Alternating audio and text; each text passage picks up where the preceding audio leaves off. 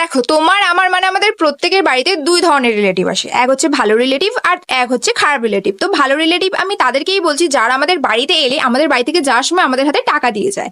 আর যারা আর কি আমাদের বাড়িতে এলে যাওয়ার সময় আমাকে এক পয়সাও দিয়ে যায় না, তাদেরকে আমি বলছি খারাপ রিলেটিভ। তো আমাদের বাড়িতে যখনই কোনো রিলেটিভ আসে না, আমার মা আমার হাতে টাকা দেয় আর বলে যা বাইরে থেকে গিয়ে বিস্কিট কিনে আন। তো যখনই আমাদের বাড়িতে কোনো ভালো রিলেটিভ আসে তাদের জন্য আমি কিনে আনি অরিও বিস্কিট, আর যখনই কোনো খারাপ রিলেটিভ আসে তখন আমি তাদের জন্য কিনে আনি পার্লেজি বিস্কুট। তো এইরকম এক ধরনের রিলেটিভ এসেছিল পরশুদিন আমাদের বাড়িতে। সে আমাদের বাড়িতে তো এলে আমাকে এক পয়সাও দিয়ে যায় না, তাই আমি না তার জন্য পার্লেজি বিস্কিট কিনে এনেছিলাম। তো আমার আসতে এতটাই লেট হয়ে গিয়েছিল, তো ততক্ষণে না উনি চলে গিয়েছিল। তারপরে আমি ভাবছিলাম যে এই পার্লেজি বিস্কিটটা নিয়ে কি করা যায় কি করা যায়। তো তারপরে না আমি এই পার্লেজি বিস্কিটটা নিয়ে বানিয়েছিলাম পার্লেজির লাড্ডু, যেটা খেতে না ভীষণ পরিমাণে ইয়াম্মি হয়েছিল। আর চকলেট সিরাপের সাথে তো আরো বেশি ভালো লাগছিল। বাই দ্য ওয়ে, তোমরা আমাকে কমেন্টে বলো যে তোমাদের বাড়িতে কোনো রিলেটিভ এলে তোমাদের হাতে কি কি পয়সা দিয়ে যায়। আমার হাতে তো দিয়ে যায়, কিন্তু এরকম রিলেটিভ খুব কম আসে, মানে আমাদের বাড়িতে বেশিরভাগ খারাপ রিলেটিভ আসে।